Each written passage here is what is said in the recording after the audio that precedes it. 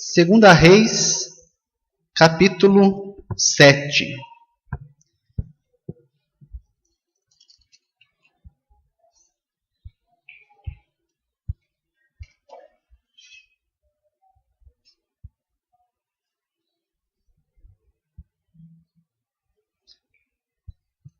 A palavra de Deus diz assim: Então disse Elias: Ouvi a palavra do Senhor.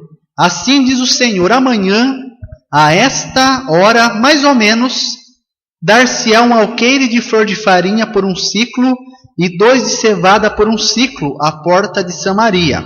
Porém, o capitão, cujo braço o rei se apoiava, respondeu ao homem de Deus: Ainda que o Senhor fizesse janela nos céus, poderia suceder isso? Disse o profeta: Eis que tu o verás com os teus olhos, porém disso não comerás. 4 homens leprosos estavam à entrada da porta, os quais disseram uns aos outros: Para que estamos nós aqui sentados até morrermos? Se dissermos: Entremos na cidade, há fome na cidade e morreremos lá. Se ficarmos sentados aqui, também morreremos. Vamos, pois, agora e demos conosco no arraial dos sírios. Se nos deixarem viver, viveremos. Se nos matarem, tão somente morreremos. Levantaram-se ao anoitecer para dirigirem-se ao arraial dos sírios. E tendo chegado à entrada do arraial, eis que não havia lá ninguém, porque o Senhor fizera ouvir no arraial dos sírios ruído de carros e de cavalos, e o ruído de um grande exército, de maneira que disseram uns aos outros: Eis que o rei de Israel alugou contra nós os reis dos heteus e o rei dos egípcios para virem contra nós. Pelo que se levantaram e, fugindo ao anoitecer, deixaram suas tendas e seus cavalos e seus jumentos e o arraial como estava, e fugiram para salvar a sua vida. Chegando, pois, aqueles leprosos à entrada do arraial, entraram numa tenda, e comeram e beberam, e tomaram dali prata e ouro e vestes, e foram e os esconderam. Voltaram e entraram em outra tenda, e ali também tomaram alguma coisa, e a esconderam. Então disseram uns para os outros: Não fazemos bem. Este dia é dia de boas novas, e nós nos calamos. Se esperarmos até a luz da manhã, seremos tidos por culpados. Agora, pois, vamos e anunciemos a casa do rei.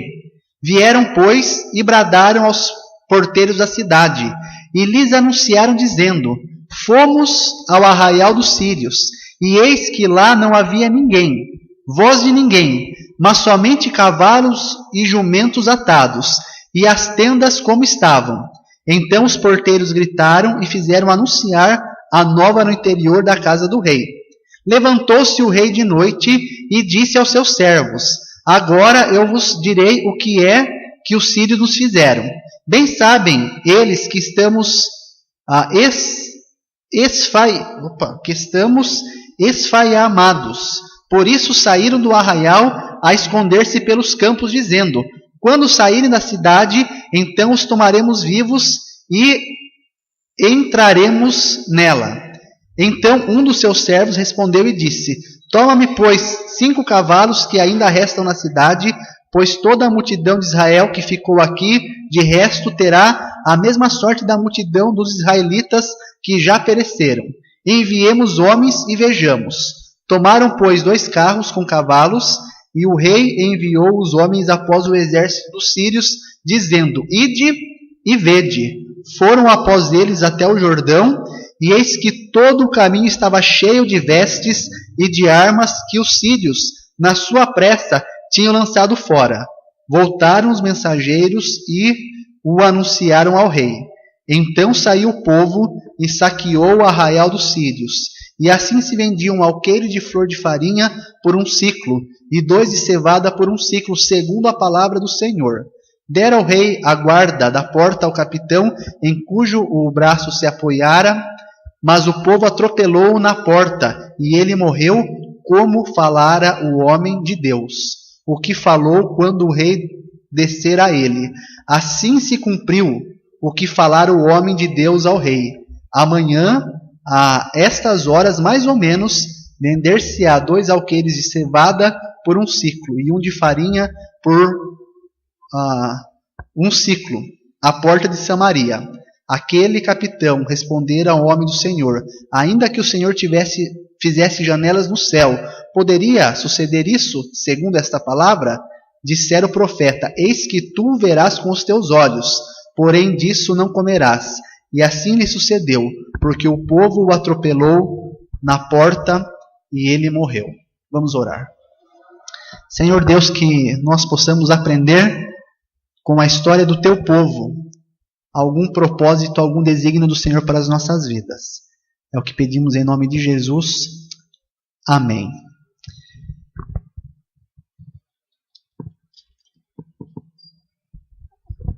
O povo judeu, aqui especificamente Israel, a tribo do norte, depois da divisão do reino, era um povo duvidoso e um povo desobediente. Como consequência disso, Deus os punia para que eles pudessem olhar a sua condição de afastamento de Deus, se arrepender e voltar a Deus. O que estava acontecendo nessa época, aqui nesse momento da história do povo de Israel, especificamente na tribo do norte de Israel, cuja capital era Samaria? O povo estava em desobediência a Deus e, em consequência disso, Deus levantou Ben-Hadad, capítulo 6, versículo 24, o rei da Síria, para que ele sitiasse, cercasse a cidade de Samaria. A consequência disso foi que o povo passou por um momento de grande dificuldade. Eles não podiam sair da cidade, porque se eles saíssem da cidade, eles seriam apanhados pelo rei da Síria. Então eles estavam lá dentro da cidade, com os portões fechados, morrendo de medo.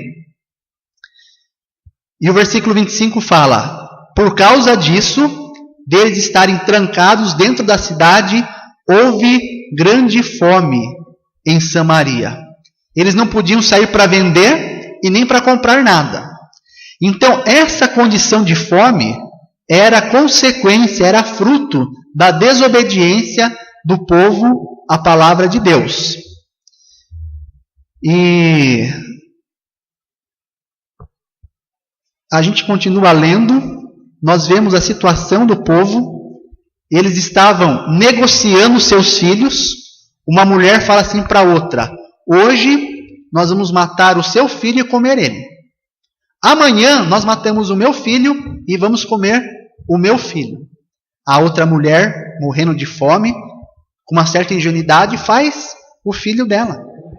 Sacrifica, mata, e eles comem a carne daquele rapaz. No dia seguinte ela vai falar para aquela mulher: hoje é o dia de nós comermos a carne do seu filho. E aquela mulher fala: não, nós não vamos matar o meu filho. E eles procuram o rei, e o rei fala: olha, se o Senhor não é com você, se o Senhor não pode te ajudar, quem é que pode te ajudar? Essa era a condição do povo, de extrema miséria, fome e afundamento no pecado.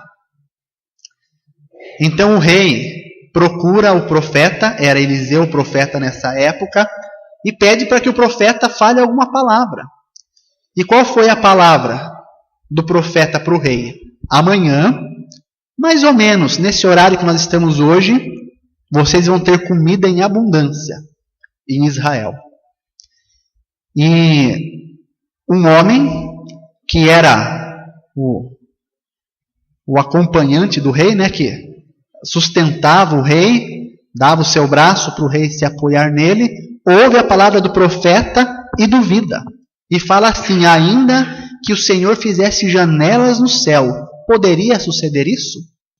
O profeta olha para ele e fala: você vai ver. Você vai ver o cumprimento da palavra de Deus com os seus olhos, mas você não vai desfrutar desse deleite. Então hoje, se eu tivesse que intitular a mensagem de alguma maneira, eu diria assim: salvação, a bênção que leva a uma responsabilidade. E nós vamos ver por quê. Porque a palavra de Deus veio e houve dois grupos de pessoas representados aqui, na pessoa desse capitão e também em 4 leprosos. A palavra de Deus veio dizendo: amanhã, mais ou menos nessa hora, eu vou dar comida em abundância para o meu povo. E tem 5 homens envolvidos nessa história, 4 eram leprosos e um era um capitão, era uma pessoa que andava junto com o rei, que viu o profeta. Você vai perceber pela leitura que os leprosos nem viram, nem ouviram a promessa. E eles tiveram uma reação. E aquele capitão que viu o profeta, ouviu a palavra, teve outra. Então nós vamos notar, primeiramente, a atitude desses 4 leprosos. Versículo 3 e 4. 4 homens leprosos estavam à entrada da porta, os quais disseram uns aos outros: para que estaremos nós aqui sentados até morrermos? Se dissermos: entremos na cidade, há fome na cidade, e lá morreremos. Também, se ficarmos sentados aqui, nós morreremos da mesma maneira. Então, vamos entrar no arraial dos sírios, e se eles nos deixarem viver, viveremos. Se nos matarem, já estamos condenados à morte mesmo, então morreremos. Então o que eles fizeram? Eles tiveram uma atitude de agir conforme a condição em que eles se encontravam. Só para nós olharmos aqui um pouquinho, havia em Israel uma lei dada por Moisés, está em Levítico capítulo 13. Levítico capítulo 13 e 14 era uma legislação específica sobre como o leproso deveria agir. Então a lepra, ela é uma doença que existe até os dias de hoje. Ela é transmitida por um bacilo. O nome do bacilo é Mycobacterium leprae. Procurei na internet, tá bom? É um Staphylococcus. Pode procurar lá, você vai encontrar tudo isso. E ele é transmitido pelo ar. Ele flutua por aí pelo ar. E na época em que Israel vivia, havia uma epidemia de lepra. Isso já passou por toda a Europa, epidemia de lepra.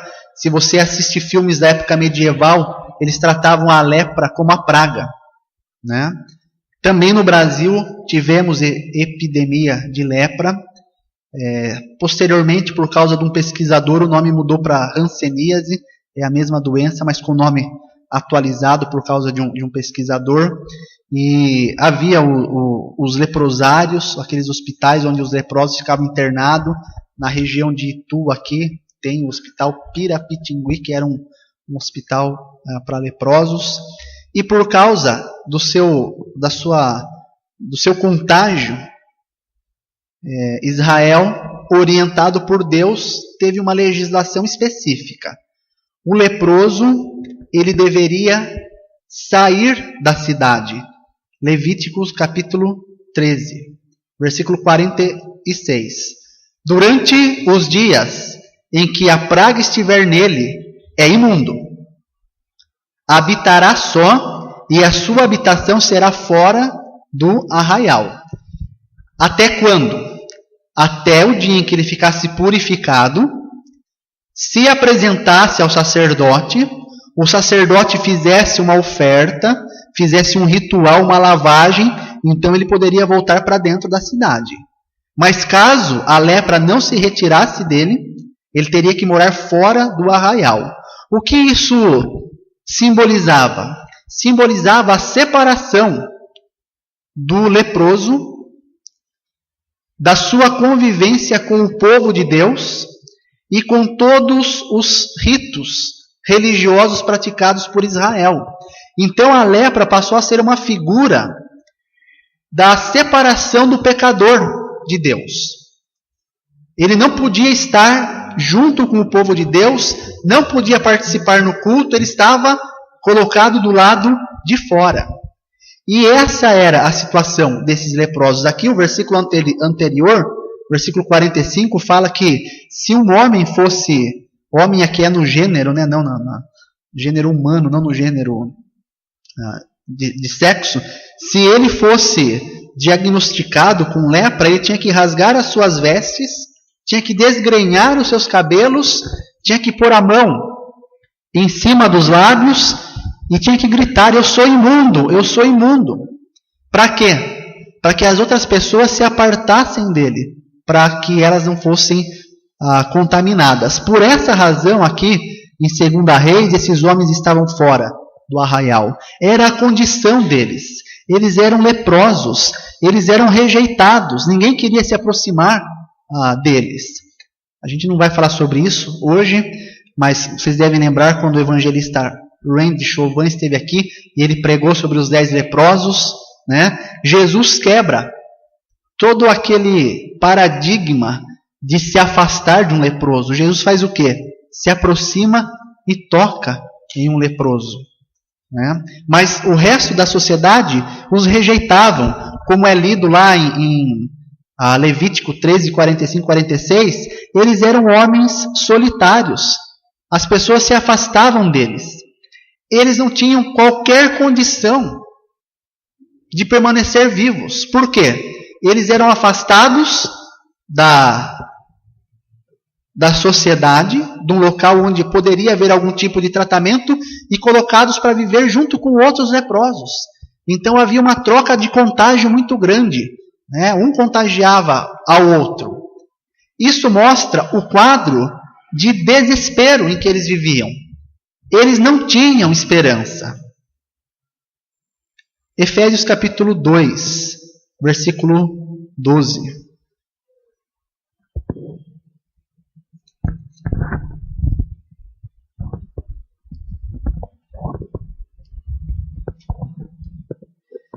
Naquele tempo, estáveis sem Cristo, separados da comunidade de Israel, estranho às alianças da promessa, não tendo esperança e sem Deus no mundo. Essa era a condição desses homens, pessoas sem esperança, sem Deus nas suas vidas. Por essa razão, por não terem esperança do ponto de vista humano, estavam doentes, estavam excluídos, estavam condenados, eles tinham que tomar uma decisão. E essa decisão era agir pela fé. Eles estavam lá sentados e eles falaram: olha, não tem esperança para nós. Nós já estamos condenados à morte, seja sentado aqui fora ou entrando. Então nós vamos fazer uma coisa. Eles se levantaram e entraram na cidade. Versículo 5. Levantaram-se ao anoitecer para dirigirem-se ao arraial dos Sírios. E tendo chegado à entrada do arraial, eis que não havia ninguém lá. Eles tomaram uma atitude, uma ação pela fé, porque a condição que eles se encontravam não havia esperança. E quando eles fizeram isso, eles foram até o lugar onde havia provisão. Lá eles se fartaram. Fala que eles entraram numa tenda e comeram e beberam. E acharam lá roupas. Eles andavam em farrapos, eles eram todos enfaixados. Colocaram roupas. Acharam joias, colocaram joias, anéis nos dedos, colares, e ficaram lá, sentados, desfrutando da provisão. A Bíblia diz que Jesus é o pão da vida. A Bíblia diz que Jesus é a videira verdadeira. A Bíblia diz que Jesus é a água viva. Jesus é aquele que pode suprir a sua mais profunda necessidade espiritual. Você só precisa olhar para si como um desaventurado. Paulo diz assim, né? Desaventurado homem que sou. Quem me livrará da condenação que está nesse corpo? E ele fala no versículo seguinte: graças a Deus pelo seu dom inefável. Se você está nessa condição sem esperança, sentindo-se rejeitado, solitário, se você não, olhando para si, acredita que você não tem nenhuma condição de permanecer vivo, faça o que esses homens fizeram. Levante do seu lugar. Vá em direção do arraial, onde há provisão. Vá até Jesus. Ele tem a provisão para a sua maior necessidade. Eu me lembro, anos atrás, quando eu fazia evangelismo na rua, entregando folhetos,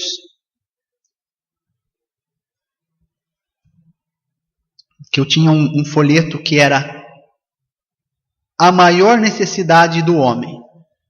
E naquele folhetinho, assim, era um folheto pequeno, tinha uma casa, tinha um carro, tinha um computador, que a ideia era chamar a atenção. Qual é a maior necessidade do ser humano?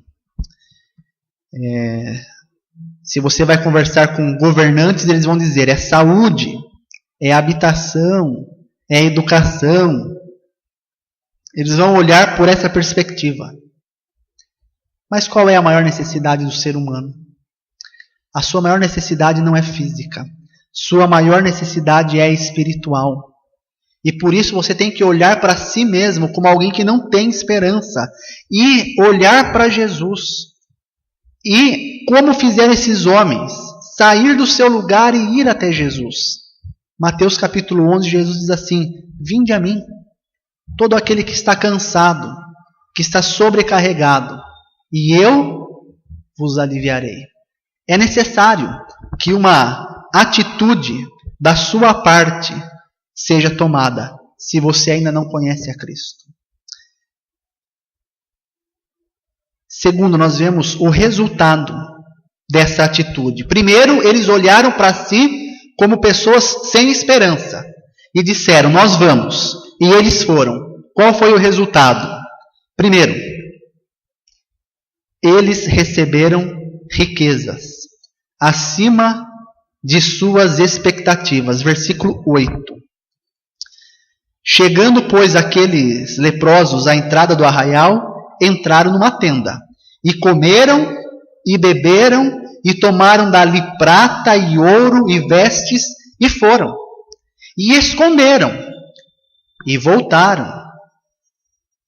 E quando voltaram, entraram em outra tenda, e ali também tomaram outras coisas e esconderam.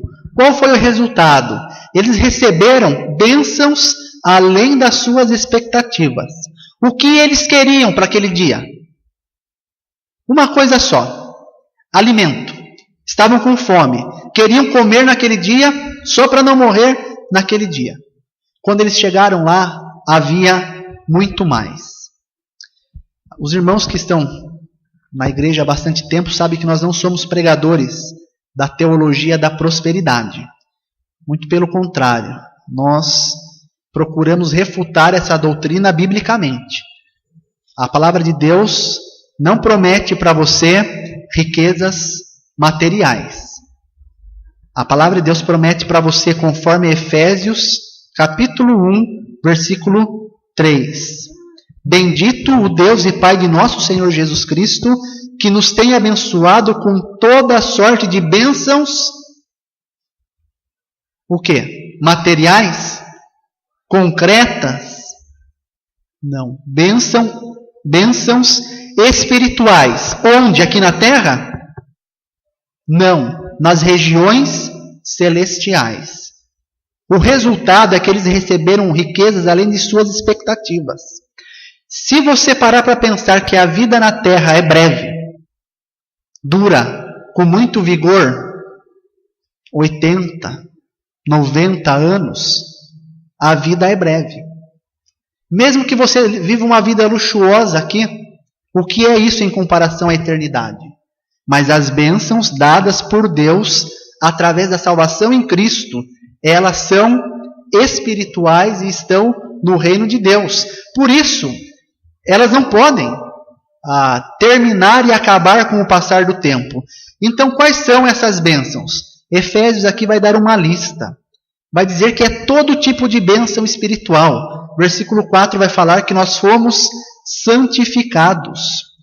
Nós fomos declarados santos.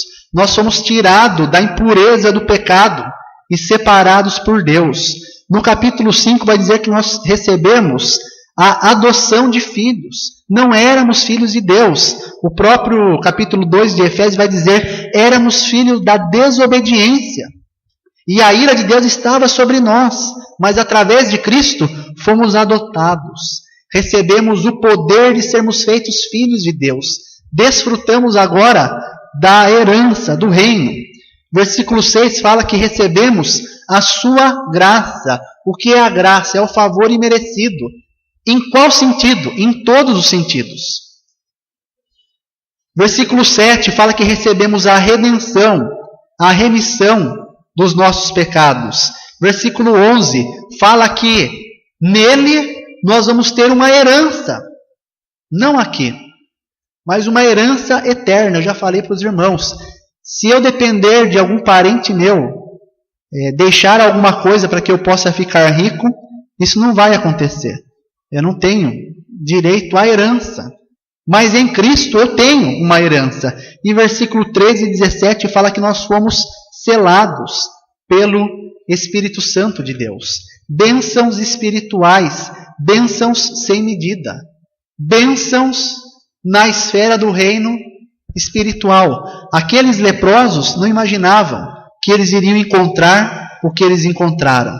Mas quando eles entraram lá, eles foram abençoados, além do que eles imaginavam. Você não vai saber o que é ser um cristão. Você não vai entender as alegrias da vida cristã até o dia em que você receber a salvação de Jesus Cristo. Então você deve ir a Cristo. E o resultado, você vai ser abençoado com bênçãos sem medidas. Mas também, essa bênção, ela não é só para você. Versículo 16 aqui de 2 Reis. Então o povo saiu, entrou no arraial dos sírios e tomaram provisão para si também.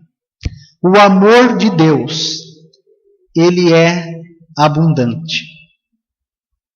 O amor de Deus, ele é suficiente para todos. Conversamos hoje de manhã com os homens. Todos vão ser salvos? Não. Mas o amor de Deus é suficiente para todos. Tudo aquilo que Deus fez por mim, Ele também quer e pode fazer por você. Tudo o que Ele fez por você, Ele quer e pode fazer pelos outros. Você só precisa confiar em Cristo para ser herdeiro de suas riquezas, na qual está incluída uma linda morada no céu. O resultado foi receber riquezas, mas junto com isso veio uma responsabilidade. Daí o título da mensagem: salvação, uma bênção que delega uma responsabilidade. Qual foi essa responsabilidade? Versículo 9. Depois que eles entraram no arraial, depois que eles comeram, beberam, pegaram ouro, prata, roupas, eles olharam para eles e falaram, olha, versículo 9. Então disseram uns para os outros, não fazemos bem, pois este dia é dia de boas novas, e nós nos calamos. Boas novas. Sabe o que a palavra evangelho quer dizer? exatamente isso. Boas novas. Eles estão dizendo, hoje é dia de evangelização. Hoje é dia de proclamar o que eu experimentei na minha vida para o mundo lá fora. E nós não estamos fazendo bem, porque nós estamos aqui calados. Mateus 28, 19.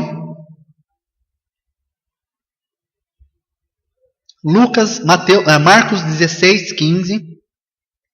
Lucas 24, 47. João 21, 20, 21 e Atos 1, 8. Sabe o que a palavra de Deus nos manda fazer?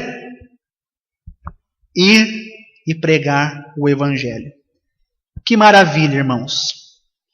Estou salvo. Estou seguro. Conforme a palavra de Deus, eu nunca vou perecer. Que coisa maravilhosa. Mas Deus, pela sua palavra, me deu uma ordem. Essa mesma mensagem que salvou você pode salvar outro.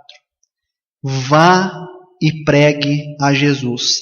Quando nós aceitamos a Cristo, nós recebemos todas as riquezas que vimos em Efésios 1, mas recebemos a grande responsabilidade de levar essas riquezas espirituais aos outros. E deixar de cumprir essa responsabilidade, conforme o versículo 9, é não fazer o bem.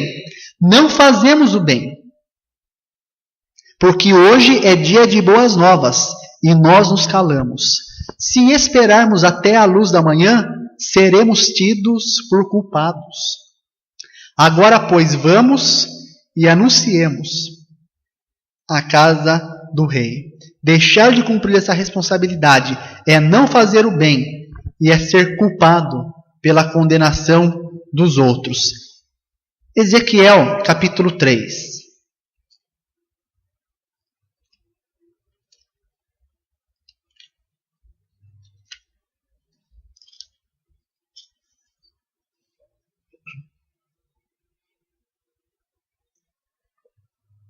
Aqui, a palavra do Senhor, ela veio a Ezequiel, e no versículo 16 fala, findo os 7 dias, veio a mim a palavra do Senhor dizendo. Então Deus falou com Ezequiel. O que Deus disse a Ezequiel?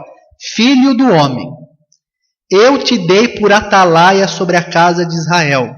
Da minha boca ouvirás a palavra e os avisará da minha parte. Quem sabe aqui o que é uma atalaia? Atalaia. Atalaia é um mensageiro.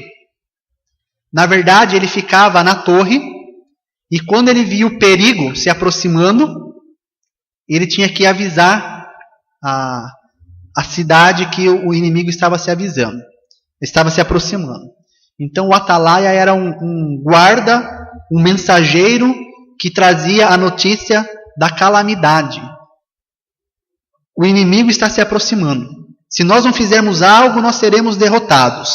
E Deus fala para Ezequiel, eu vos tenho colocado por atalaia, para avisar o povo do perigo. Qual o perigo? O perigo de morte. Quando eu disser ao perverso, certamente morrerás, e tu não o avisares e nada disseres para o advertir do seu mau caminho, para lhe salvar a vida, esse perverso morrerá na sua iniquidade, mas o seu sangue da tua mão requererei. Eu vou falar para você. Você tem que avisar o perverso do seu mau caminho. Você tem que falar para o perverso que ele vai morrer. Se o perverso for avisado, versículo 19, mas se avisares o perverso e ele não se converter da sua maldade, do seu caminho perverso, ele morrerá na sua iniquidade, mas a tua alma, a alma do atalaia, será salva. Então qual era a responsabilidade do atalaia? Não era salvar o perverso, mas era avisá-lo, o seu caminho leva à morte. Arrependa-se e converta-se. Se o perverso se arrependesse, o atalaia, teria cumprido a sua responsabilidade,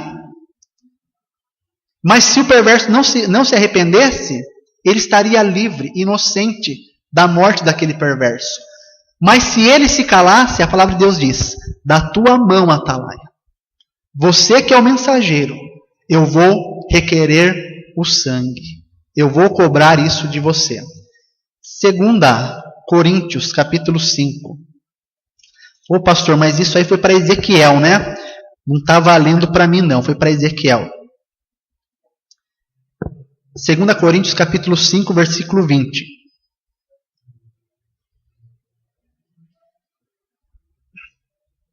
De sorte que somos embaixadores em nome de Cristo, como se Deus exortasse por nosso intermédio. Em nome de Cristo, pois rogamos que vos reconcilieis com Deus. Sabe essa tarefa delegada a Ezequiel? Foi delegada a mim, foi delegada a você por Jesus Cristo, quando ele disse: vai pelo mundo anunciando o Evangelho. Se eu me calo, eu não faço bem, e eu serei tido por culpado. Em Atos capítulo 18, versículo 6, Paulo prega o Evangelho. As pessoas rejeitam, sabe o que ele fala? Eu estou limpo do sangue de vocês. O sangue de vocês sobre a sua cabeça. Essa é a razão pela qual nós devemos pregar o Evangelho. Porque nós fomos salvos, experimentamos a bênção da salvação. E agora nós temos a responsabilidade de anunciar isso para outras pessoas. 1 Coríntios capítulo 9.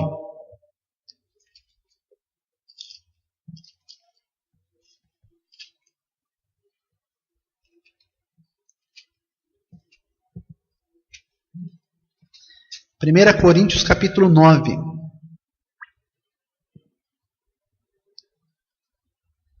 Versículo 16 e 17. Se anuncio o Evangelho, não tenho do que me gloriar, pois sobre mim pesa essa obrigação. Porque ai de mim, se não pregar o Evangelho. Se o faço de livre vontade, tenho galardão. Mas se constrangido, é a responsabilidade de dispenseiro que me é confiada. Neste caso, qual é o meu galardão? É que, evangelizando, proponha de graça o Evangelho, para não me valer do direito que ele me dá. Ai de mim, eu tenho que ter esse sentimento. Coitado de mim, pobre de mim se eu não pregar o Evangelho.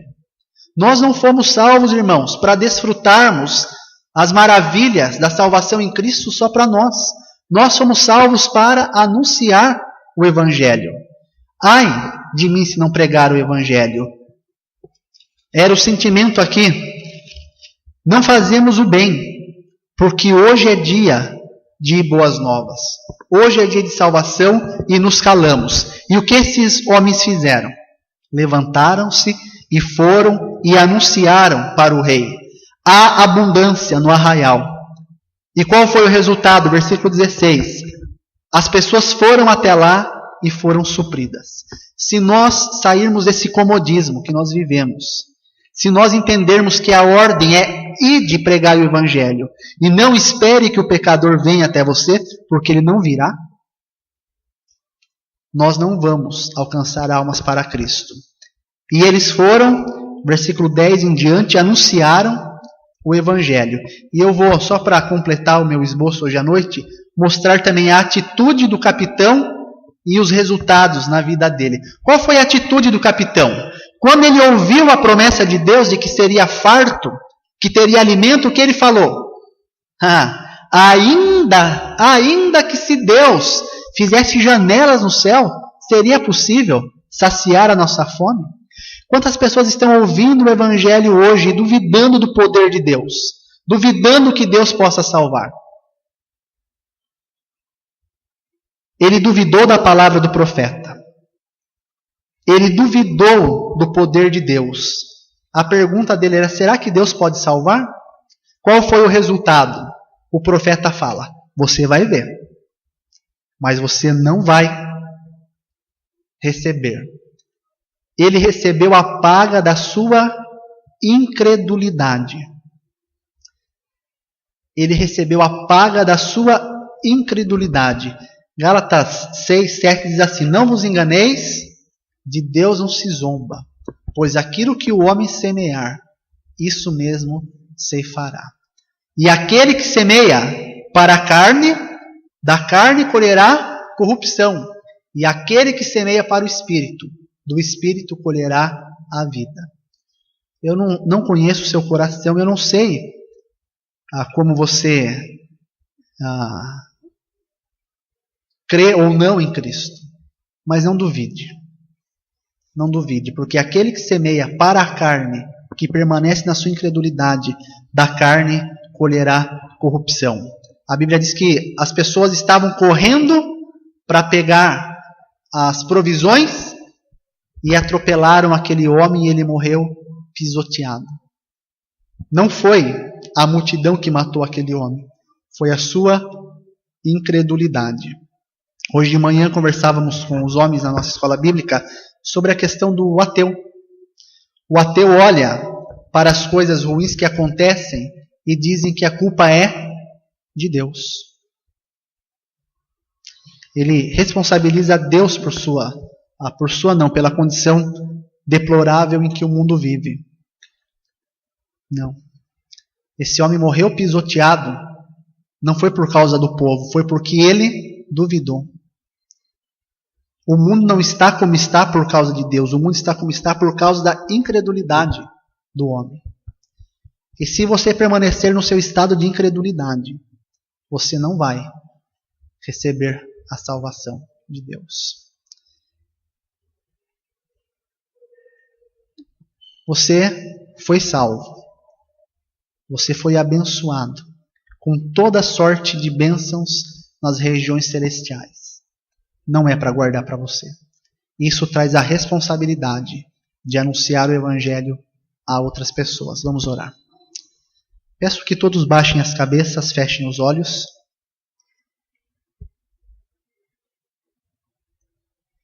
Queria pedir nesse instante que ninguém olhasse.